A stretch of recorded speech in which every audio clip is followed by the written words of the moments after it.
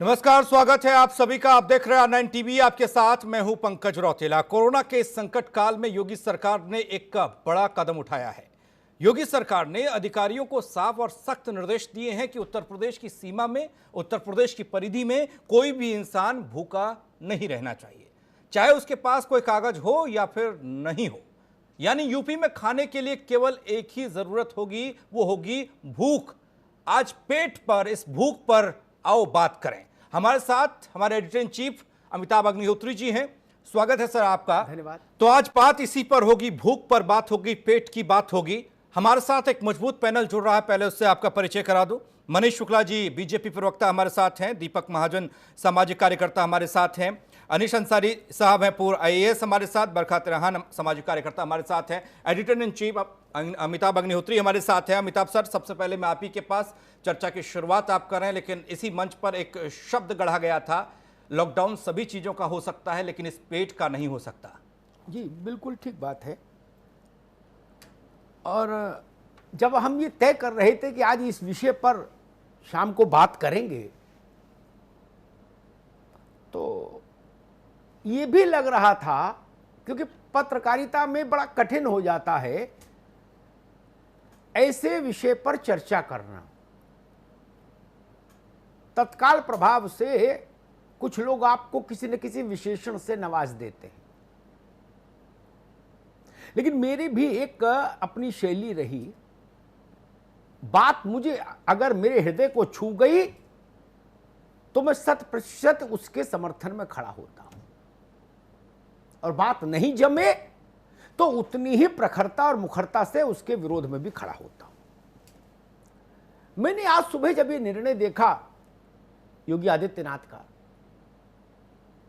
तो ये निर्णय मुझे करुणा से आप्लावित लगा, करुणा से भरा हुआ। ऐसा ही होना चाहिए, वो भी संकट काल में। भूख के लिए कागज ढूंढने, ऑनलाइन ऑफलाइन रजिस्ट्रेशन कहां कहां लिखा पड़ी, आधार कार्ड और डोमिसाइल का सर्टिफिकेट, के राशन कार्ड की, वोटर कार्ड। अरे लोन लेने आया है आदमी, 2 वक्त की रोटी या उसका राशन, इससे बेहतर बात नहीं हो सकती। अद्भुत बात। मैं जानता हूं अब इसके वो आलोचना में ये भी कहा जाएगा कि अभी तो देखो इब्तिदाए इश्क कहर होता है क्या, आगे आगे देखिए होता है क्या, और जमीन पे कैसे उतरेगा। ठीक, आज मैं जमीन पर उतरने की बात करने नहीं आया, आज मैं बात करने आया कि शासक की दृष्टि में, शासक के हृदय में करुणा तो है, फैसला तो हुआ।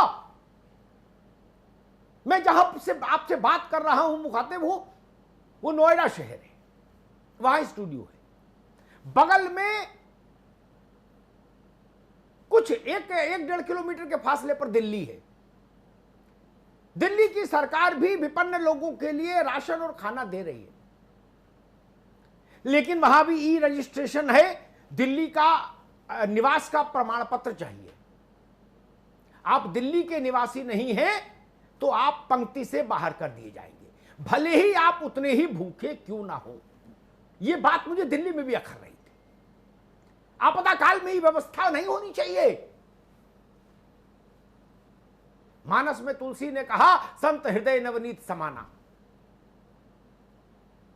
ऐसा ही होना चाहिए था।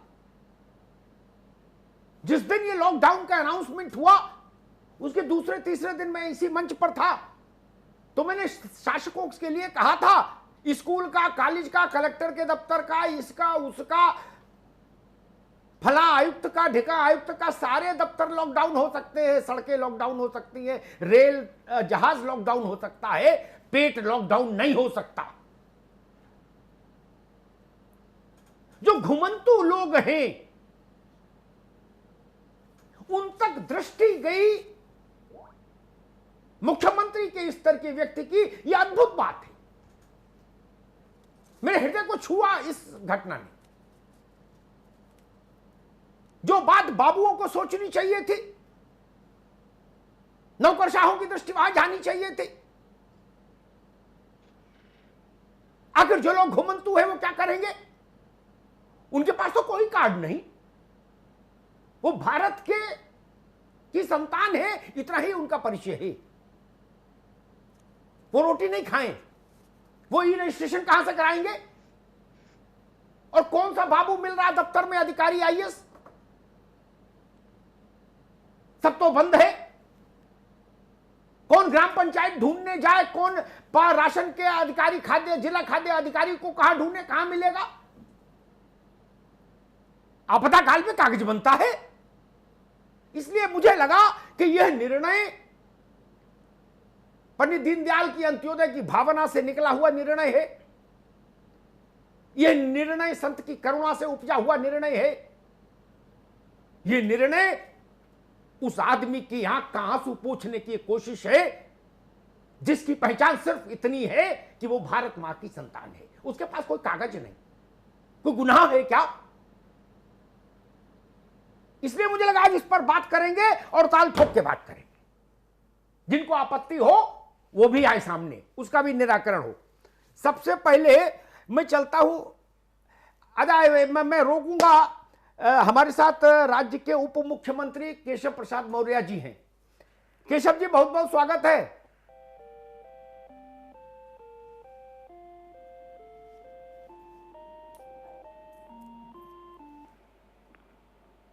केशव जी, आप तक मेरी आवाज जा रही है? जी जी जी, प्रणाम जी। जी, बहुत बहुत स्वागत R9 पर। जी भाई साहब, जी जी जी। केशव जी, आज जो निर्णय आप लोगों ने लिया, सरकार ने ली, उसको भोजन मिलना चाहिए, राशन मिलना चाहिए, आधार और पहचान पत्र और फला रजिस्ट्रेशन, ढिका रजिस्ट्रेशन, इस सब की जरूरत नहीं। अन्न के लिए भूख ही पात्रता होनी चाहिए संकट काल में। जी जी जी, ये सरकार ने इस पर इसलिए विचार किया कि बड़ी संख्या में इतना सब करने के बाद भी जी लगातार कहीं ना कहीं से कोई ऐसी बातें आती थी कि इधर ही इतनी बड़ी संख्या में मजदूर, इतनी बड़ी संख्या में किसान, इतनी बड़ी संख्या में जो रोज कमाने रोज खाने वाले, तो उनके जो सत्यापन की प्रक्रिया में समय लग रहा था। इसलिए सरकार ने इस दृष्टि से माननीय मुख्यमंत्री जी की अगुवाई में हम लोगों ने बैठक करके निर्णय लिया था कि अब कोई भूखा न रहे, जो आदरणीय प्रधानमंत्री नरेंद्र मोदी जी चाहते हैं, और उसी दिशा में यूपी की गवर्नमेंट काम भी कर रही है। और इसीलिए निर्णय लेकर के हम लोग हर व्यक्ति तक, हर भूखे तक भोजन पहुंचाना अपना धर्म समझ करके, कर्तव्य समझ करके, सरकार की जिम्मेदारी समझ करके कर रहे हैं। जी केशव जी, एक सवाल उठाया जा रहा है, क्योंकि भारत की राजनीति भी बड़ी विचित्रताओं से भरी है। निर्णय कितना भी अच्छा हो उस पर प्रश्न उठाने वाले आ ही जाते हैं कि भाई निर्णय तो अच्छा है, मान लिया अमिताभ जी, लेकिन इसका क्रियान्वयन कैसे होगा, जमीन पर ये देखना होगा। देखिए, क्रियान्वयन को लेकर जो मशीनरी है उत्तर प्रदेश की, वो कितनी चाक चौबंद है, मुझे लगता है ये सवाल जरूर बनेगा। मुझे लगता है कि इससे हमारे जो भी सवाल उठाने वाले, जो भी मित्रगण हो, जो भी शुभचिंतक हो, चाहे हमारे शुभचिंतक ना हो, उन सबको मैं बताना चाहता हूँ, ये समाज को एक तरह से जो जरूरत है उसकी पूर्ति की लड़ाई है। और इसमें सरकार की पूरी मशीनरी उसमें तो काम करेगी ही, समाज का भी हमें बहुत अच्छा सहयोग मिल रहा है। और उस सहयोग के बल पर ही इस कोरोना संक्रमण के संकट के समय हम गरीबों के लिए जो करना चाह रहे हैं वो करने में सफल हो रहे हैं। ये एक अड़चन थी जो आपने सवाल उठाया कि अगर राशन कार्ड नहीं है तो उनको राशन नहीं मिल रहा है, तो वो कैसे पेट भरेगा अपना। इसीलिए इस दिशा में कदम उठाया गया और इसका बहुत पॉजिटिव संदेश आ रहा है। जी जी, एक बहुत बड़ी संख्या उत्तर प्रदेश की आबादी है, देश की सबसे बड़ा सूबा है, और स्वाभाविक है, जो अभी हम लोग आंकड़े देख रहे थे आज 3-3:30 बजे की प्रेस कॉन्फ्रेंस में, देश में सबसे ज्यादा अनाज बांटा। जी, लेकिन केशव जी, कहीं कहीं से ऐसी शिकायतें आई कि जो कोटेदार हैं, अब आप मिल गए तो ये सवाल भी पूछ ही लूं, कहीं जो कोटेदार हैं वो उसमें कुछ वो कर रहे हैं, हेरा फेरी भी कर रहे हैं। कुछ शिकायतें आई हैं अग्निहोत्री जी, कुछ शिकायतें आई हैं, उस पर तुरंत कार्रवाई की गई है। और मैं R9 के माध्यम से सभी कोटेदारों को और सभी ग्राम प्रधानों को यह अपील भी करना चाहूंगा कि भूल से भी ये भूल मत करिएगा। भूखे के भोजन के लिए सरकार के द्वारा जो योजना आपके माध्यम से लोगों तक पहुंच रही है, इससे बड़ी पूजा कोई दूसरी नहीं होती है। कार्रवाई तो हम आपके खिलाफ तुरंत कर देंगे, लेकिन हम चाहते हैं कि कार्रवाई करने के लिए आप हमें विवश न करिएगा। जैसे सरकार सबकी सेवा के लिए समर्पित है, समाज समर्पित है, वैसे हर कोटेदार और वैसे ही हर ग्राम प्रधान की जिम्मेदारी है। जी देखिए, हाँ बिल्कुल आपने ठीक बात कही। मैंने कुछ ऐसी खबरें भी देखी जहां डिस्ट्रिक्ट मजिस्ट्रेट्स ने जेल भेज दिया कोटेदारों को, मैंने देखा। लेकिन फिर भी एक अलग अलग जिलों से ऐसी शिकायतें आती हैं जहां प्रधान की भूमिका को लेकर लोग निराशा व्यक्त करते हैं और कोटेदार की भूमिका को लेकर विश्वसनीयता का संकट पैदा होता है। केशव जी, हम इसको ठीक करने में लगातार लगे हुए हैं, क्योंकि भारतीय जनता पार्टी का तंत्र भी बूथ तक है, सरकार का तंत्र भी है और समाज के अंदर भी सक्रिय लोगों की कमी नहीं है, अच्छे लोगों की कमी नहीं है। जैसे ही सही कोई सूचना मिलती है उसकी जांच करा करके उस समस्या का समाधान भी करते हैं। और फिर मैं कह रहा हूं कि कोई गलती से भी गलती इस समय कोरोना संक्रमण के संकट से देश को, प्रदेश को, जिले को, गांव को और अपने लोगों को बचाना है। और इसमें सब लोग एकजुट होकर के इसमें से कोई अपने लिए रास्ता निकालने की कोशिश करेगा तो वह बात छिप नहीं पाएगी, और अगर वो बात सार्वजनिक हुई तो उसकी सजा उसे भुगतनी पड़ेगी। जी केशव जी, एक सवाल और जहन में है। गेहूं की खरीद चल रही है। जी स्वाभाविक है, जब कोरोना का संकट है तो भय भी है, किसानों में भी भय है कुछ, भाई इतना बड़ा रोग है, इतनी बड़ी समस्या है। मैं जानना चाहता हूं एक तो कैसी चल रही उसकी खरीद, उसकी प्रगति, और एक जो दूसरा फैसला है कि खेती से जुड़े सारा जो श्रृंखला है कारोबार की, वो सब खुली रहेगी, खाद, बीज, औजार ठीक करने का सिस्टम, क्या उत्तर प्रदेश में वो चीजें आपके माध्यम से बता दूं जी। देखिए, हमारे माननीय प्रधानमंत्री जी, हमारे माननीय मुख्यमंत्री जी, पूरी केंद्र और प्रदेश की सरकार किसान केंद्रित और गरीब केंद्रित पूरी तरह से अपने कार्यों को आगे बढ़ाने में लगी हुई है। मैं एक किसान का बेटा हूं, एक गरीब परिवार से मैं भी निकल करके आया हूं, इसलिए किसान की इस समय की समस्या मैं व्यक्तिगत तौर से भी बहुत अच्छे तरीके से समझता हूं। उसने जो फसल पैदा की है उसको डर लगा रहता है। इस समय ऐसा भी होता है कि कभी अचानक वर्षा होती है तो जो खड़ी फसल है उसको भारी नुकसान होता है। इसलिए सरकार ने कृषि से संबंधित सभी कामों को सामाजिक दूरी, जो शारीरिक दूरी है, उसको बनाए रखते हुए करने की छूट दी है। जो भी कृषि से संबंधित उपकरण है उनकी दुकानें खोल दी गई हैं, बीज आदि, खाद आदि की सुविधा दे दी गई है। जो मशीनें गेहूं कटाई की दृष्टि से दूसरे राज्यों से आ रही उनको परमिशन तुरंत दे दिया गया है। खरीद के लिए जो किसान क्रय केंद्र, 5000 से अधिक क्रय केंद्र हमारे शुरू हुए हैं, जो वहां आना चाहते हैं उनका स्वागत है। अन्यथा जो किसान अपने दरवाजे पर ही अपने उपज को बेचना चाहते हैं वहां पर जाकर के, यह एक गारंटी हम लोगों ने सुनिश्चित करने की बात कही है कि जो सरकार ने समर्थन मूल्य तय किया है उससे एक पैसा भी कम मेरे किसान भाई को नहीं मिलना चाहिए। इसमें भी अगर कोई दोषी पाया गया तो उसको बहुत कठोर कार्रवाई का सामना करना पड़ेगा। लेकिन अभी तक की सूचना बहुत ही अनुकूल है, खरीद सही तरीके से हो रही है। अब भुगतान डायरेक्ट डीबीटी के माध्यम से होना, डायरेक्ट किसान के खाते में जाना है, इसलिए कहीं इस प्रकार की कोई समस्या फिलहाल ध्यान में नहीं आ रही है। और जो समस्या हम सरकार को जानकारी में आएगी, आपके माध्यम से जानकारी में आएगी या अन्य किसी माध्यम से जानकारी में आएगी, किसान अन्नदाता है, किसान भगवान है और उसके लिए कोई भी जरूरत जो है उसको हम पूरा करने में तनिक भी देरी नहीं करेंगे। केशव जी, मैंने देखा आपके मंत्रालय के अधीन जो विभाग है लोक निर्माण, उसने भी उत्तर प्रदेश भर में कम्युनिटी किचन का एक सिलसिला शुरू किया है, काफी बड़े पैमाने पर। इसलिए किया था, मैंने सभी अधिकारियों के साथ बैठ करके इस पर चर्चा की थी। हमने कहा ये संकट का समय है जो अब हम लोग सरकार के माध्यम से शुरू कर रहे हैं। शुरू में जिनके पास राशन कार्ड नहीं था उनकी समस्या थी, जैसे हम मजदूरों को 1-1 हजार रुपए दिए हैं, लेकिन हमारे यहाँ लगभग 20 लाख मजदूर हैं।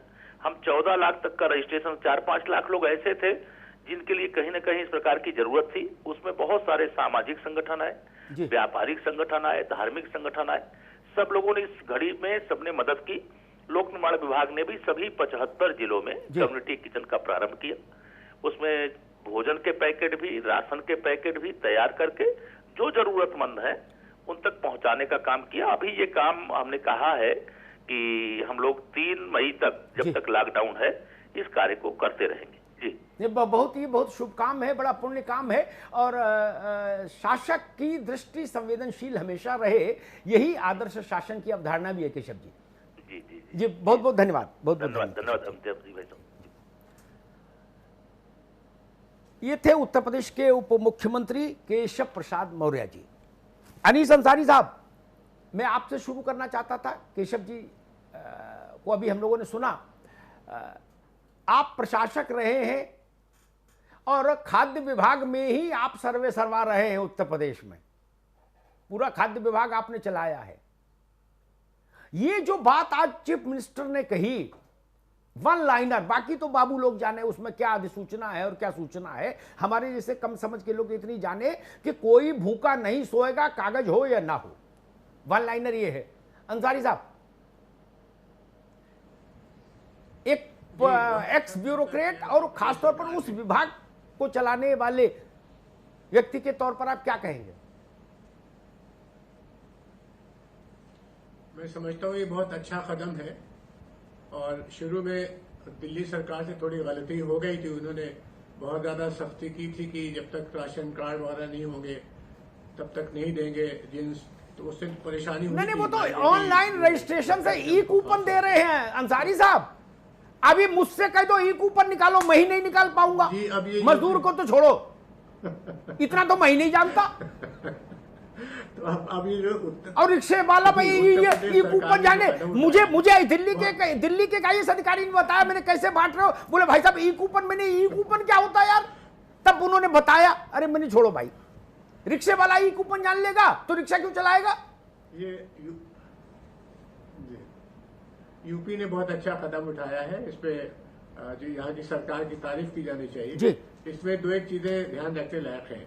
एक तो पिछले महीने मार्च के 28 या 29 तारीख को उत्तर प्रदेश कांग्रेस कमेटी के अध्यक्ष अजय कुमार लल्लू जी ने भी एक फॉर्मल खत माननीय मुख्यमंत्री जी को पेश किया था कि आप यूपी के इलाके में किसी से भी ये आधार कार्ड या राशन कार्ड या दूसरे आइडेंटिफिकेशन के जो कार्ड हैं वो न मांगे जाए और सबको खाना और राशन दिया जाए। इसके अलावा सुप्रीम कोर्ट की रूलिंग्स हैं। सुप्रीम कोर्ट ने 2013 में और 2018-19 में दो बड़े फैसले किए थे कि आधार कार्ड डिजायरेबल है, सरकार चलाए, लेकिन उसकी बुनियाद पे किसी को महरूम न किया जाए किसी वेलफेयर स्कीम से। तो ये लीगल बैकग्राउंड है। इसमें सुप्रीम कोर्ट जो उत्तर प्रदेश की सरकार ने बहुत अच्छा कदम उठाया है और ये प्रैक्टिकल कदम है। पूरे हिंदुस्तान में जो अब तक तकरीबन 150 की आबादी बताई जाती है, उसमें सिर्फ 125 करोड़ लोगों के पास आधार कार्ड है। इसी तरह राशन कार्ड यूपी में और हिंदुस्तान के दूसरे इलाकों में सन 2016 के बाद कभी रिन्यू नहीं हुए। 5 साल हो गए वो कार्ड रिन्यू नहीं हुए। उसकी वजह से करोड़ों लोग हैं जो हिंदुस्तान में रहते हैं और शहरी हैं, लेकिन उनके पास राशन कार्ड न होने की वजह से उनको दिक्कत होती है। तो ये सारी जो प्रैक्टिकल प्रॉब्लम्स है, इनको ध्यान में रख के सरकार ने बहुत अच्छा कदम लिया है। मैं समझता हूँ कि इससे गरीबों को आसानी होगी। मैं इसका समर्थन करता हूं। धन्यवाद। मैं दीपक महाजन, मनीष आपके पास बाद में आऊंगा मित्र, क्योंकि सवाल उठ जाए जरा, फिर तब जवाब लूं।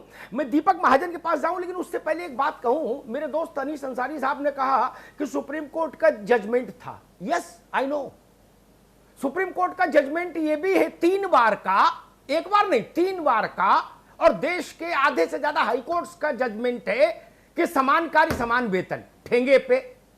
सुप्रीम कोर्ट का जजमेंट ये भी है पुलिस सुधार आधुनिकीकरण लागू करो, ठेंगे पे। अनीस अंसारी से बेहतर कौन जानता है। सुप्रीम कोर्ट का आदेश ये भी है कि भाई संविदा पर भर्ती मत करिए, ये शोषण होता है, इससे पूरे देश में ठेंगे पे। सुप्रीम कोर्ट का एक आदेश ये भी है कि गली गली मोहल्ले मोहल्ले सरकारी जमीन कब्जा करके धार्मिक स्थल जो बने हैं वो गिराओ, हटाओ, कलेक्टर को जेल भेजो, कप्तान को जेल भेजो। किसी ने माना? इसलिए जिसने माना उसके हौसले को भी देखना चाहिए। सुप्रीम कोर्ट के आदेश तो बहुत है देश में, एक कमरा भर जाएगा इतने आदेश है पेंडिंग पड़े, जिन पर से धूल नहीं हटी, कभी सरकारों ने नहीं हटाई। खैर, दीपक महाजन, सोशल वेलफेयर के लेवल पर जी, सामाजिक कल्याण, लोक कल्याण के स्तर पर इस कोशिश को आप कैसे देखते हैं, चूंकि आप एक खुद सामाजिक कार्य कर रहे हैं बड़े पैमाने पर। हर आदमी जो भूखा है उसको अन्न मिले, उसको खाद्यान्न मिले, उसको राशन मिले, ये प्रतिबद्धता सरकार की आप कैसे देखते हैं? देखिए, ये प्रतिबद्धता जो योगी सरकार ने जाहिर की है ये बहुत अच्छा कदम है, लेकिन इसको बहुत अच्छी तरह इम्प्लीमेंट करने की आवश्यकता है जी। और योगी सरकार को चाहिए इसमें देखे कि बीच में जो राशन वाले हैं, बीच में ग्राम प्रधान हैं, वो अपने अपने लोगों को राशन मुहैया कराते हैं और हर गरीब तक ये पहुंचना चाहिए। और बहुत बड़ा राशन जो वितरण हो रहा है हमारे प्रदेश में, बहुत अच्छा हो रहा है कि फ्री में राशन मिल रहा है लोगों को, लेकिन जो झुग्गी में रह रहे हैं, जो छत्तीसगढ़ की लेबर आई है, जो सड़कों पे दूसरे प्रदेशों से लेबर आई है या अन्य काम करते हैं, उन तक ये सुविधाएं नहीं पहुंच रही, उन तक टीवी भी नहीं पहुंच रहा कि वो देखें कि उनको कहाँ जाकर क्या लेना है। वो बेचारे भूखे मरने की नौबत में हैं। दीपक महाजन, आपकी बात से मैं सहमत हूं। एक मिनट भाई, लेकिन आज जो आदेश मुख्यमंत्री ने किया जी, उसके कागज जब बनेंगे तब बनेंगे, लेकिन जो आदेश उन्होंने किया, जो मेरी जानकारी में, उसमें इस शब्द का भी इस्तेमाल खुद मुख्यमंत्री ने अपने मुंह से किया कि किसी भी राज्य के हो, प्रवासी हो, बासी हो, इससे भी फर्क नहीं पड़ता मुझे। अगर व्यक्ति उन्होंने कहा अगर व्यक्ति उत्तर प्रदेश की जमीन पर है तो भूखा नहीं रहे, भूखा नहीं सोए, ये इंश्योर करिए। वन लाइनर ये था, उसमें छत्तीसगढ़ का आदमी भी इनकॉर्पोरेटेड था, तेलंगाना का जी। उन्होंने बहुत अच्छी सोच रखी है योगी जी की। योगी जी, मोदी जी की सोच बहुत अच्छी है, लेकिन प्रॉब्लम एक ये है कि जो इम्प्लीमेंट कराने वाले लोग हैं, जो संस्थाएं हैं, जो सरकारी अधिकारी हैं, वो इस चीज़ को नहीं मानते। उनसे बहुत सारी चीज़ें मांगी जाएंगी। मैं क्योंकि धरातल पे हूं और लखनऊ में विभिन्न क्षेत्रों में जाके लोगों के घर पे दीपक भाई आपने अच्छे सवाल उठाए, हैं। इन्हीं सवालों के जवाब के लिए मनीष जी को बुलाया है ना? और जो चीजें आपने बताई वो चीजें सत्ता के पास तक जाएंगी तो उनका एक समाधान भी निकलेगा। मैं एक सवाल बरखा त्रेहन से ले लूं, फिर मनीष शुक्ला के पास चलूंगा। बरखा जी, एज ए सोशल वर्कर मुझे बताइए, ये तो सब जानते हैं कि इस स्कीम की जरूरत थी, ये स्कीम बहुत अच्छी है, संकट काल में ये जीवनदायिनी है, क्योंकि सबसे पहले पेट, सबसे पहले रोटी नहीं तो फिर तो कोरोना वैसे ही है। मानो कोरोना ना भी आया हो तो भूखे की तो जिंदगी ही कोरोना है, उसी कोरोना है। इसके इंप्लीमेंटेशन पर आप अपने तजुर्बे से क्या कहेंगी? इसका इंप्लीमेंटेशन कैसे होना चाहिए? जी, सबसे पहले तो मैं बहुत बधाई देती हूँ अपने सीएम साहब को, योगी साहब को, जिनका ये बहुत ही सार्थक पहल थी। देखिए, सीएम साहब तो तमाम हैं, पूरे भारतवर्ष में कई सीएम हैं, क्या किसी ने ऐसी पहल ली? क्या किसी ने गरीबों के बारे में सोचा? क्या किसी ने धर्म से उठकर या ये सोचा कि ये बाहर का है, ये अंदर का है, इसे नहीं देंगे, उसे नहीं देंगे, प्रमाण पत्र लाइए? अरे प्रमाण पत्र लाने के और ढूंढने के चक्कर में तो कितने मर जाएंगे। फिर आप कहेंगे ये मरने वाले के आंकड़े भूख से मर गए, अभी तो कोरोना से मर रहे हैं, फिर आप भूख से मरने वालों के आंकड़ों के ऊपर बात करेंगे, हम तब भी तो उस पर बात करेंगे। तो उन्होंने इसका रोकथाम पहले ही कर दिया, तो कितने दूरदर्शी हैं, ये हमको ये बात समझनी चाहिए। और उनको बहुत बहुत इस बात पे बधाई देती हूँ कि वो ऐसे काम लगातार करते आ रहे हैं। अभी आप देखिए, मैंने तो लगातार उन्हें रीड किया है कि यूपी में लॉ एंड ऑर्डर में कितना सुधार हुआ है उनके आने के बाद, क्राइम कैसे कम हुआ है, क्योंकि वो बहुत दृढ़ निश्चय लेके काम करते हैं। मेरा फोकस्ड सवाल इतना है, एज ए सोशल वर्कर आप मुझे बताइए, इसको जमीन पर इंप्लीमेंट कैसे किया जाए? क्योंकि जमीन पर इंप्लीमेंटेशन थोड़ा कठिन होता है, खासतौर पर इस तरह की योजनाओं का। जी, सबसे पहले तो ऐसी योजना बनानी ही कठिन होती है। जिन्होंने योजना बनाई है उन्होंने नीचे तक की भी बात सोच रखी होगी, प्लान ऑफ एक्शन होगा। और मैं आपको यकीन से बता सकती हूँ, थोड़ी बहुत खामियां हर मशीनरी में होती हैं, लेकिन भरसक कोशिश होगी कि ये खामियां दूर की जाएं और ज्यादा से ज्यादा लोगों का जिनको दिक्कत है, एक भूख, एक ऐसी दिक्कत है जिसे अवॉइड नहीं किया जा सकता, तो वो वहां तक पहुंचेंगी, ऐसा मेरा मानना है। ठीक बात है। मनीष शुक्ला जी, 2-3 सवाल उठे। हालांकि केशव जी ने कहा कि भाई हम आपके माध्यम से बताए दे रहे हैं प्रधानों को और कोटेदारों को कि भूल से भी भूल करने की कोशिश नहीं करें, नहीं तो बड़ा खामियाजा भुगतेंगे।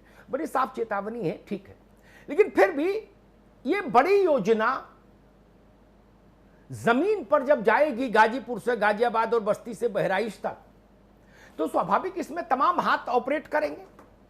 प्रधान जी भी होंगे, ब्लॉक प्रमुख जी भी होंगे, कौन कौन जी हैं, पंचायत और क्या क्या है स्ट्रक्चर नीचे जमीन गांव में वो भी होगा। फिर कोटेदारों का एक अपना तंत्र है, नेटवर्क है, पॉलिटिकल अलाइनमेंट है। वो तमाम चीजें इस पुनीत योजना के क्रियान्वयन को दूषित तो नहीं कर पाएंगी। ये एक बड़ी जिम्मेदारी होगी सरकार की भी, और चूंकि आपकी पार्टी की सरकार है इसलिए मैं कहूंगा आपकी पार्टी की भी, आपके कार्यकर्ताओं की भी। देखिए अमिताभ जी, निश्चित रूप से सर्वप्रथम तो जो सोच है मुख्यमंत्री जी की कि सहारनपुर से लेके और सोनभद्र तक कोई भूखा न सोए, यानी उत्तर प्रदेश की सरजमी पे जो भी है वो भूखा न सोए, ये जिम्मेदारी सरकार की है। संत मुख्यमंत्री ने इस जिम्मेदारी को उठाया है और उसको माना है।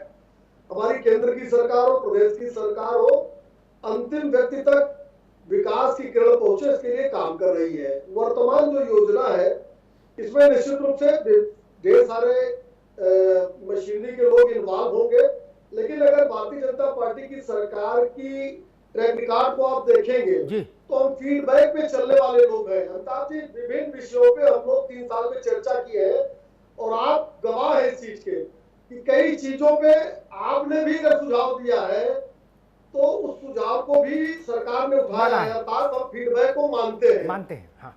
हम कल की घटना बताएं, जौनपुर में एक वीडियो वायरल हुआ और वीडियो को टैग किया गया, मुझे भी टैग किया गया। एक बूढ़ी माँ, 62 ब्लॉक का मामला था कि प्रधान ने उनसे पैसा निकलवाया, 200 रुपया दिया और पैसा रख लिया। और आज मैं कह रहा हूँ, सुबह उस व्यक्ति का धन्यवाद आया, उसको मैंने रिट्वीट किया था।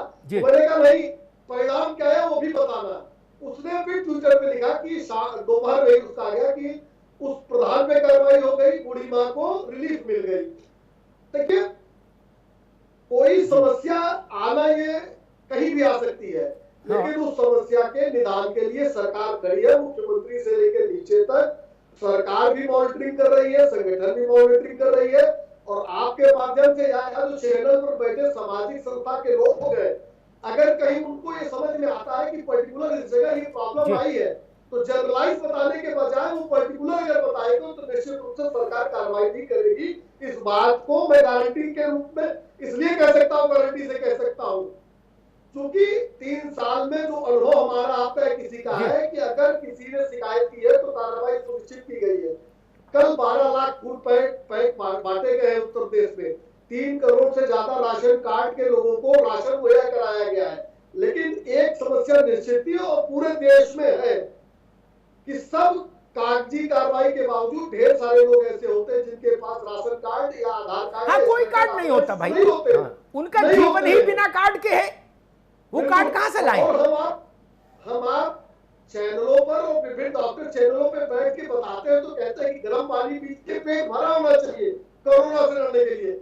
और अगर इतनी बड़ी संख्या में लोग का पेट खाली रह गया तो मानवता की दृष्टि से भी और कोरोना से लड़ने की दृष्टि से भी उचित नहीं होगा। और सरकार ने वो समझा है और कोई इस चेन को तोड़ने की कोशिश करेगा, सरकार की मंशा क्या आ जाएगा तो उसको कठोर कार्रवाई के लिए तैयार रहना चाहिए। जी, बिल्कुल ठीक बात है। दीपक महाजन, आपने डिप्टी चीफ मिनिस्टर को सुना, आपने मनीष शुक्ला को सुना कि समस्याएं नहीं आएंगी, ये कोई नहीं कह रहा और कहना भी नहीं चाहिए। समस्याएं आएंगी लेकिन पूरी दृढ़ता के साथ उनका निराकरण करने की तत्परता शासन दिखाएगा। ये कमिटमेंट चीफ मिनिस्टर का था की ओर से आया, ये कमिटमेंट डिप्टी चीफ मिनिस्टर की ओर से आया, ये कमिटमेंट बीजेपी के ऑफिशियल स्पोक्स पर्सन की ओर से आ रहा है। यानी आप जैसे लोग, बरखा जैसे लोग, ना मीडिया से जुड़े मित्र लोग, अंसारी साहब जैसे अनुभवी लोग, जो जहां कहीं कमी बताएंगे सरकार उसको सुनने के लिए तैयार है और कार्रवाई करने के लिए भी तैयार है। दीपक महाजन,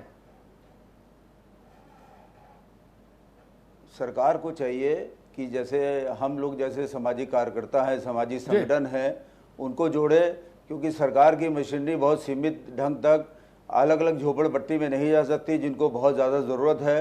तो चाहिए कि समाज के लोगों को जोड़े और जिसके माध्यम से लोग जानकारी करें कि कहाँ कहाँ ऐसे गरीब लोग रह रहे हैं जिन तक राशन नहीं पहुँच रहा है। क्योंकि लखनऊ के विभिन्न क्षेत्रों का दौरा कर रहे हैं हम, लोगों को राशन पहुँचा रहे हैं। बहुत बड़ी भुखमरी की दशा आ गई है। मध्यम वर्गीय परिवार जो है, जो लाइन लगा के सड़क पर नहीं ले सकता, मांग नहीं सकता, उनके साथ सबसे ज़्यादा दिक्कत है कि वो कैसे लें। उनको मांगने में शर्म आती है और उनको लेने में शर्म आती है। नहीं, तो उन तक सरकार पहुंचे, सामाजिक संगठनों लोग भैया दीपक महाजन, आजकल वैसे दानदाताओं की भी एक प्रजाति उग आई है जो 6 केले देते हैं और 12 फोटो लेते हैं। केले देते हैं कुल 6 और फोटो खींचते हैं 12। जी बिल्कुल। लेकिन अमिताभ जी दीपक महाजन जी, मेरा यही मानना है कि हर व्यक्ति तक पहुंचा जाए। सबसे बड़ी नीचे जो तबका है वो तो सड़क पे निकल रहा है, रोटी ले रहा है, राशन ले रहा है, लेकिन जो मध्यम वर्गीय परिवार है, निम्न मध्यम वर्गीय, जिसको मांगने में शर्म आती है, जो किसी के आगे हाथ नहीं फैला सकता, सबसे ज़्यादा बुरी दशा उनकी है। और खाली राशन का सहयोग करना सरकार की तरफ से बहुत नहीं है। उनको दैनिक उपभोग की बहुत सारी वस्तुएं हैं, लोगों के पास इलाज कराने के लिए पैसे नहीं है, दवाइयां नहीं है, उन तक कैसे सरकार पहुंचेगी। राशन ठीक है, पेट की आग सबसे बड़ी आग है, उसकी भूख मिटानी चाहिए, योगी सरकार का बहुत सराहनीय कदम है, लेकिन इसके साथ में और चिकित्सा व्यवस्था पे भी ध्यान देना चाहिए। सारे हॉस्पिटल बंद हैं। ठीक है दीपक भाई, एक मिनट दोबारा आऊंगा आपके पास। जरूरतों की फेहरिस्त बहुत लंबी हुआ करती है, उसमें देखना यह होता है कि सबसे ज्यादा इस जरूरतों की लिस्ट में सबसे ज्यादा जरूरी चीज क्या है। अगर वो चीज ढूंढी जाती है सबसे पहले, अगर वो ना हो पाए तो सब कुछ खत्म हो जाए। तो वो जब खोजने निकलते हैं सरकार या हम, तो वो पता लगता है रोटी नहीं मिली तो साबुन लगाने के लिए देह कहां रहेगी। साबुन भी जरूरी है, तेल भी जरूरी है, लेकिन साबुन लगाने के लिए देह रहे ना जिंदा। और देह कैसे जिंदा रहेगी? जब शरीर को पोषण होगा। इसलिए मैंने कहा सबसे पहला दायित्व तो शासन का, लोग बगैर कोई भूखा ना सोए, इलाज के मर जा रहे हैं। उसके बाद साबुन भी जरूरी है। बात समझ में आती है। अनीश अंसारी साहब, सबसे ज्यादा जरूरी संकट काल में प्रायोरिटीज तो तय करनी होंगी। संकट काल में यह भी कोई कह सकता है कि मेरे मकान की ईएमआई नहीं जा रही, उसकी व्यवस्था करो, ठीक बात है, वो भी कष्ट है। कोई संकट काल में यह भी कह सकता है मेरी मोटरसाइकिल की ईएमआई है भाई, उसको भी कोई व्यवस्था करो, ठीक है, वो भी है। लेकिन अगर हम सार्वभौमिक रूप से देखेंगे कि सबसे बड़ी जरूरत इस वक्त की क्या है, नीड ऑफ द आवर, तो शायद वो रोटी ही होगी। अंसारी साहब,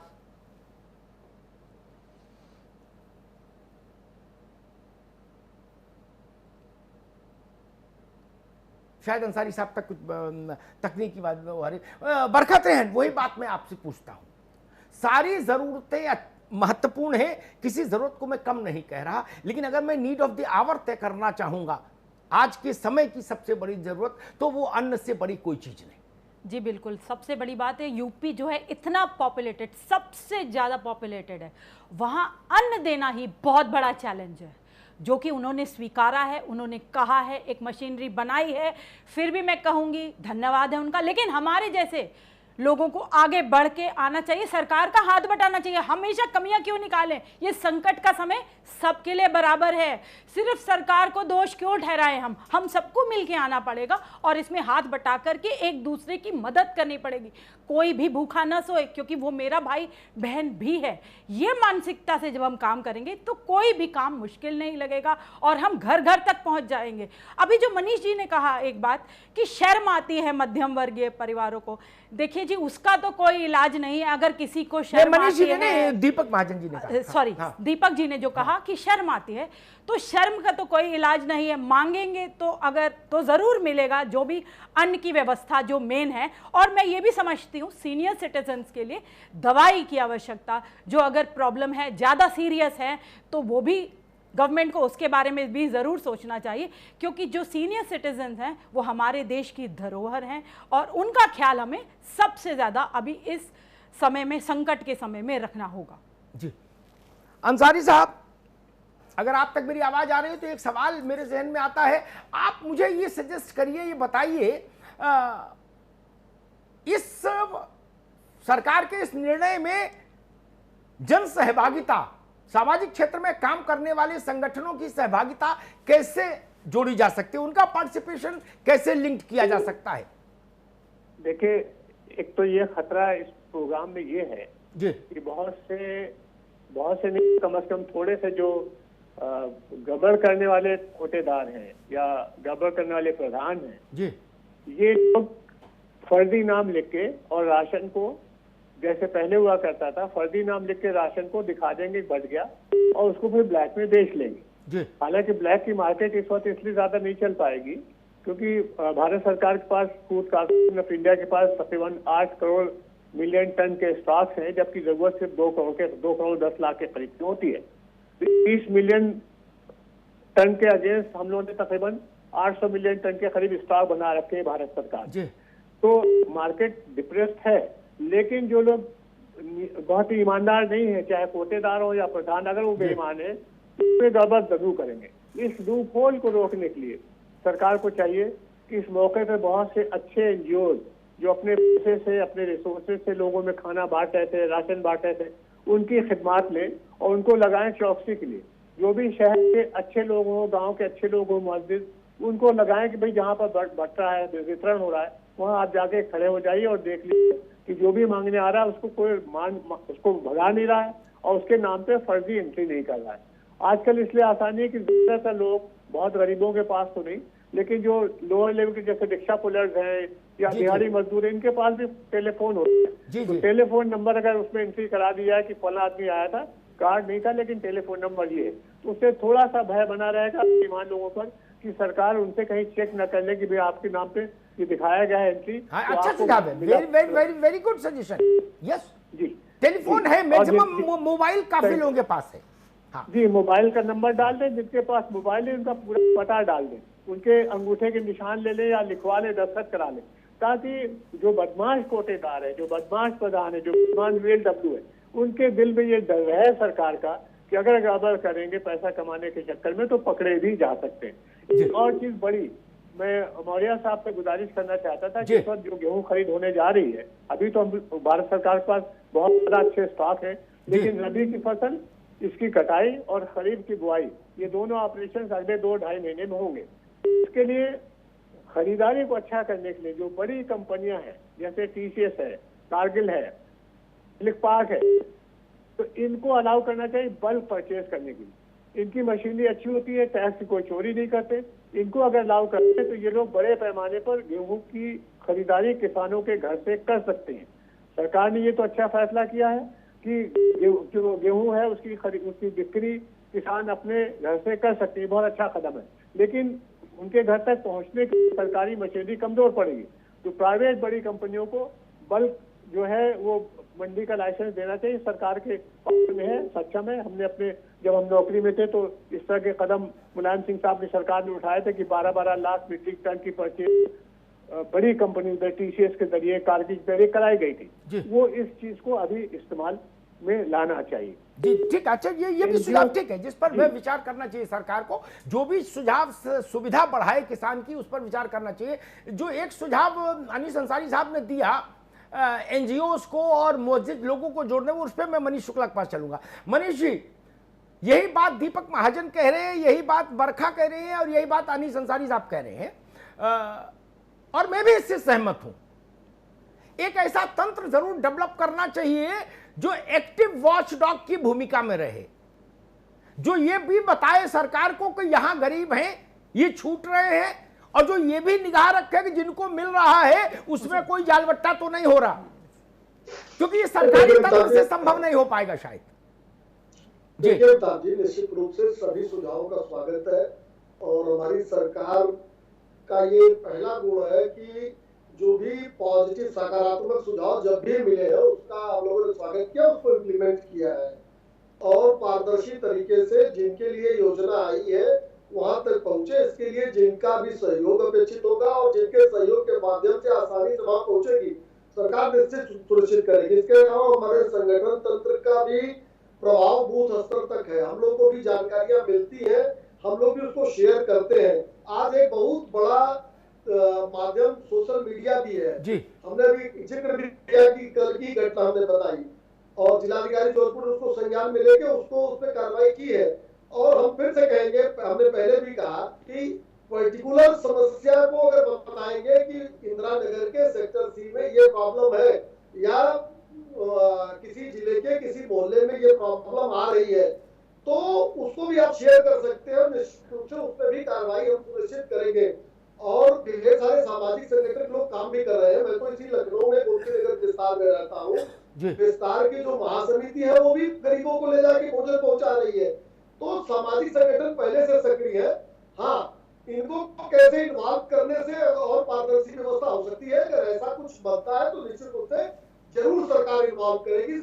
सरकार प्रत्येक व्यक्ति को इन्वॉल्व करना चाहती है। प्रत्येक सरकार की जो लड़ाई है, सरकार जो लड़ाई लड़ रही है, जो भारत आज इस लड़ाई को लड़ने में सक्षम हो पा रहा है, उसका सबसे बड़ा कारण है देश का प्रत्येक नागरिक कंधे से कंधा मिलाकर खड़ा है। बिल्कुल, ये भारत का स्वभाव भी रहा। हर संकट काल में भारत हमेशा एकजुट होकर खड़ा रहा।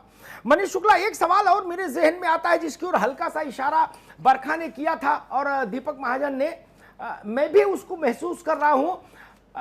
कोरोना के चलते private doctors, private hospitals, OPD, nursing home सब ताला बंद करके डिसअपियर हो गए। प्राइवेट डॉक्टर्स ने तो फोन ही बंद कर दिया, एक दूसरा नंबर चालू कर लिया छोटा वाला कोई, और रेगुलर नंबर ही बंद कर दिया।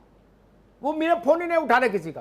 खैर वो एक अलग कहानी है, वो एक अलग। लेकिन एक सवाल और भी है, जो जिला अस्पताल थे हमारे, जो कई करोड़ लोगों की खिदमत करते थे प्रतिदिन, वो भी केवल कोरोना सेंट्रिक हो गए क्योंकि बीमारी इतनी बड़ी आ गई, लड़ाई इतनी बड़ी थी। अब जो लोग दैनिक बीमारियों से जूझ रहे थे, चाहे वो न्यूबॉर्न बच्चे हो और चाहे वो सीनियर सिटीजन हो, उनके लिए एक समस्या गंभीर हो गई इस बार। आयुष्मान कार्ड तो है उनके पास, लेकिन कार्ड लेके जाएं कहां? कार्ड तो है, पैसे की समस्या नहीं आएगी, लेकिन कार्ड दिखाएं कहां? देखिए, एक जेन्युइन समस्या आपने उठाई है और इस तरह की शिकायत ही आपको याद होगा कि 3 या 4 दिन पहले स्वयं मुख्यमंत्री जी ने इस बात को कहा है कि जो प्राइवेट हॉस्पिटल्स है, प्राइवेट डॉक्टर्स है, वो सोशल डिस्टेंसिंग को मेंटेन करते हुए इस पे करें। अब लखनऊ में ढेर सारे हॉस्पिटल चल भी रहे हैं, कुछ हॉस्पिटल्स को बंद करना पड़ा कोरोना के नाते, वहां कोरोना पॉजिटिव मरीज के नाते से बड़ी है। दो उधर मेडिकल कॉलेज के पास के 2 हॉस्पिटल है, नाम मैं नहीं लेना उचित समझूंगा, वैसे नाम प्रकाशित है फिर भी लेना मैं उचित समझूंगा। लेकिन ये ठीक सुझाव है और जेन्युइन समस्या है और निश्चित रूप से सरकार इस पे भी ध्यान देगी कि जो सामान्य बीमारियों से लोग ग्रसित है या रेगुलर बड़ी समस्या है मित्र, जिसकी डायलिसिस होती है वो मर जाएगा, वो कहां जाए? बिल्कुल, किसी का पैर टूट गया, किसी को कुछ समस्या, देह है, सैकड़ों बीमारियां हैं, हार्ट अटैक का हार्ट अटैक है, वो आदमी सुन्न हो जाता है। परिवार के लोग, किसी को हार्ट अटैक आ जाए कहां ले जाएं? उधर लॉकडाउन, उधर डॉक्टर डाउन, कहां जाएं? कोरोना का मामला है, तो हमको लग रहा है एक समानांतर व्यवस्था हमको रखनी चाहिए। मैं इस पर एक सुझाव अनीस अंसारी साहब का भी लूंगा। अनीस अंसारी साहब, देखिए, प्राइवेट वालों ने जो बंद किया उसके पीछे फियर साइको था मामला। उन्होंने कहा कोई मरीज कोरोनाग्रस्त आ गया तो हम तो लपेट लिए जाएंगे, इसलिए बंद कर दो सब। ताला लगाया, चाबी जेब में लगा के वो डिसअपियर हो गए। लेकिन प्राइवेट प्रैक्टिस और सरकारी अस्पताल, ये दोनों सामान्य मरीजों के लिए भी रहे, ये भी जरूरत है। क्या रास्ता निकल सकता है? शॉर्ट में आपके दिमाग में कोई बात हो तो बताइए। मैं 2 बातें इस पर कहना चाहता हूँ। एक तो फौरी तौर पर सरकार के पास इसमें इख्तियार है कि ये आदेश दे सकती है सरकार कि इनको खोलना चाहिए, प्राइवेट डिस्पेंसरीज को, डॉक्टर्स को, और अपनी सेवाएं देना चाहिए। ये कानून में गुंजाइश है। लॉन्ग टर्म उसका जो समस्या का निराकरण वो ये है कि हमारी सरकारें पिछले काफी सालों से जो पब्लिक इन्वेस्टमेंट होना चाहिए, जो सरकारी अस्पतालों में जो बढ़ोतरी होना चाहिए, उस पर हाथ सुकड़ती रही है और जानबूझ के ये करती रही है कि धीरे धीरे प्राइवेट सेक्टर आगे आ जाए, सरकारें पीछे चली जाए। ये अब कोरोना की वजह से सारी दुनिया के लोगों को पता चल गया है कि ये गलत पॉलिसी थी। देखिए अब ये तरीका अमीर अंसारी साहब जो है पूरी दुनिया में ये अब परिस्थिति बदल जाएगी। एक मिनट बस, हिंदुस्तान जो भारत है वो अगर 100 रुपए कमाता है साल भर में, उसका जीडीपी 100 रुपए का है, तो सिर्फ 1 रुपए 90 पैसे पब्लिक हेल्थ में खर्च करता है। चाइना 5 रुपए खर्च करता है, ब्राजील 9.5 रुपए खर्च करता है, अमेरिका 10 रुपए खर्च करता है। तो जब अमेरिका, चाइना, ब्राजील ये खर्च कर सकते हैं 5 रुपए से लेकर 10 रुपए तक आमदनी का, तो हम लोग 1 रुपए 90 पैसे पे क्यों टिके हुए? हम भी इसको बढ़ा के कम से कम 5% तो नहीं जाए चाइना के बराबर। तो सरकार को बहुत बड़े पैमाने पर लॉन्ग टर्म से इस कोरोना से निपटने के फौरन बाद पूंजी निवेश अपना करना चाहिए। सरकारी अस्पतालों की हालत सुधारना चाहिए, डॉक्टरों की जो कमी है उसको पूरा करना चाहिए, नर्सेस की कमी है उसको पूरा करना चाहिए, दवाओं की सप्लाई में सुधारना चाहिए। सरकार को ये काम प्राइवेट सेक्टर पे नहीं छोड़ना चाहिए। ठीक अंसारी साहब, संपादकीय टिप्पणी का वक्त हो चला है। इस पूरे मसले पर अमिताभ जी आपके पास हम आ रहे हैं संपादकीय टिप्पणी के लिए, प्लीज। ये तो सबसे पहले जो अंत में विषय आया उस पर ही मैं टिप्पणी ज्यादा महत्वपूर्ण समझता हूं। अंसारी साहब ने जो बात कही वो बात शायद वैसे कभी नहीं हो पाती भारत में। अब प्रकृति ने ऐसा रास्ता बना दिया। आप देखेंगे कोरोना से निपटने के बाद हिंदुस्तान में हेल्थ सेक्टर में सरकार की उपस्थिति मजबूत और दमदार होगी। सरकार, राज्य सरकारों को समझ आ चुका कि 500-500 एकड़ जमीन लेके 5 स्टार अस्पताल बनाने वाले मुसीबत के वक्त काम नहीं आए ना, ताला लगा के भाग गए। और मैं तो हैरान हूं, मुंबई के 3 सबसे बड़े अस्पताल में नाम नहीं लूंगा जिनके यहां बिल 7 स्टार होटल का आता था, वो पहले 5 दिन में अपना चालान कटवा लिए, बोले जी हम तो कोरोना ग्रस्त हो गए, संक्रमित हो गए। मालिक ने कहा चाबी लाओ भाई, ये मैनेजर चाबी लाओ, चलो बैठो मर्सिडीज में जाओ, बवाल कौन बवाल झेले?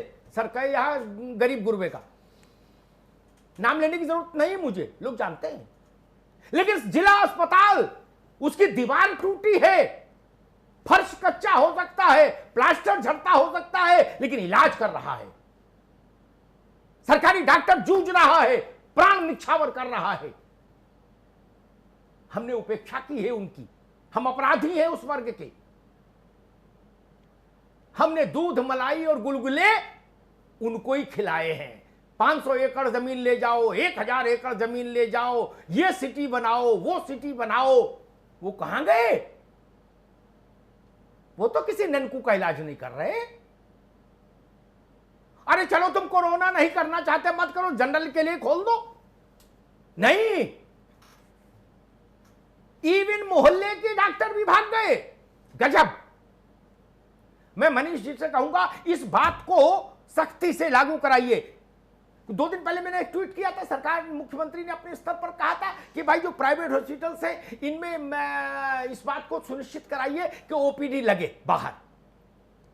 लेकिन वो फैसला जमीन पर उतर नहीं पाया ना। मुझे दुख है, उतरना चाहिए। और नहीं तो अधिग्रहित करिए अस्पतालों को। कोई अपने घर से लाए थे क्या अस्पताल? जमीन हमारी, सरकार की यानी जनता की, आपको सब्सिडी पर मिली, आपको छूट पर मिली, ये अस्पताल सील हो। दूसरी बात मैं कहूंगा, जितने पुनीत भाव से ये योजना उत्तर प्रदेश की सरकार लाई है, मुख्यमंत्री योगी आदित्यनाथ लाए हैं, उतने ही पुनीत भाव से लेटर एंड स्पिरिट में अक्षरशः पूरी ईमानदारी से ये योजना नीचे तक जाए। इसके लिए केवल भाजपा की जिम्मेदारी मत समझिए या भाजपा ही इसकी मालिक है, ऐसा भी मत समझिए। सरकार कौन है? हम 22 करोड़ लोग, 23 करोड़ लोग ही उत्तर प्रदेश की सरकार है। हम सब लोग इस काम में लगे। अपने आस पड़ोस में देखें, कोई गरीब छूट रहा हो तो सक्षम व्यक्ति तक जाके बताएं। हम क्यों भरोसा करें कि प्रधान सब कर ले, ब्लॉक प्रमुख सब कर ले, पंचायत का अध्यक्ष सब कर ले, या बीजेपी का ही जिला अध्यक्ष की जिम्मेदारी सब है? नहीं, ये मेरी भी जिम्मेदारी है, पंकज रौतेला की जिम्मेदारी है, दीपक महाजन की जिम्मेदारी है, बरखा की है, अंसारी साहब की है। हम मनीष शुक्ला को बता तो सकते हैं, हम केशव प्रसाद मौर्य को बता तो सकते हैं, हम योगी जी को बता तो सकते हैं जी, सरकारी अमले को सूचित तो कर सकते हैं। हम लोग उतनी सामाजिक स्थिति में हैं कि हम सूचना तो कहीं भी दे सकते हैं। ये जिम्मेदारी हमको भी निभानी होगी दीपक जी। अगर हम ये मानेंगे कि सरकार अलग है और हम अलग हैं, सरकार किसी पार्टी की नहीं होती, सरकार तो आवाम की होती है। चुनाव लड़ने तक पार्टी, मैं मानता हूं सरकार तो पूरे उत्तर प्रदेश की है, इसीलिए उसको हुकूमत उत्तर प्रदेश कहते हैं। 22 करोड़ लोगों का समान अधिकार है, वह सरकार है। सबके प्रति जवाबदेह है, सबके प्रति उत्तरदायित्व। इसलिए हम लोग भी उसी भूमिका में इस वक्त खड़े हो। मीडिया उसमें बड़ा रोल प्ले कर सकता है, एनजीओज रोल प्ले कर सकते हैं, एक्स ब्यूरोक्रेट्स रोल प्ले कर सकते हैं। अब जो आदमी कलेक्टर, कप्तान, आईजी, डीआईजी, कमिश्नर रह के, सेक्रेटरी रह के रिटायर हुआ, उसका अपने जिले में उतना रौला चौला होता है भौकाल कि टेलीफोन लगा के फर्स्ट नेम से किसी को भी डांट दे, खाद्य अधिकारी को, कह रहे भाई तुम पागल हो गए हो, इधर आओ, क्या कर रहे हो जी। अपने कामों के लिए तो कर ही लेते हैं ना हम लोग, अपने प्रभाव का इस्तेमाल। इस योजना को लागू कराने के लिए गरीब के लिए भी अपने अपने प्रभाव का इस्तेमाल करिए, ताकि कोई छूटे नहीं, कोई भूखा न सोए। जो बात मुख्यमंत्री ने कही, हमारी धरती पर यानी हमारे उत्तर प्रदेश की जमीन पर कोई भूखा सोएगा तो ये केवल सरकार की असफलता नहीं, ये मेरी भी असफलता होगी, हम लोगों की भी असफलता है सामूहिक। ये सामूहिक शर्मिंदगी का कारण होगा। इसलिए हम भी सरकार के साथ खड़े हों, इस योजना के साथ खड़े हों। कोरोना से डॉक्टर्स लड़ रहे हैं जी, भूख से हम लड़ेंगे। धन्यवाद। बहुत बहुत शुक्रिया मनीष जी आपका, दीपक जी बहुत बहुत शुक्रिया, अनिल साहब बहुत बहुत शुक्रिया आपका, बरखा जी बहुत बहुत शुक्रिया, केशव प्रसाद मौर्य जी डिप्टी सीएम उत्तर प्रदेश आपका भी बहुत बहुत शुक्रिया, अमिताभ जी आपका भी बहुत बहुत शुक्रिया इस चर्चा में आने के लिए। कोई छूटे ना, कोई भूखा ना रहे। जी हाँ, यही मकसद अब होना चाहिए। सरकार ने फैसला ले लिया, लेकिन जमीन पर उतारना हम सबकी जिम्मेदारी भी बनती है। आओ बात करें, मैं आज इतना ही। बाकी खबरों के लिए आप बने रहिए 9 टीवी के साथ, सिर्फ खबर के लिए।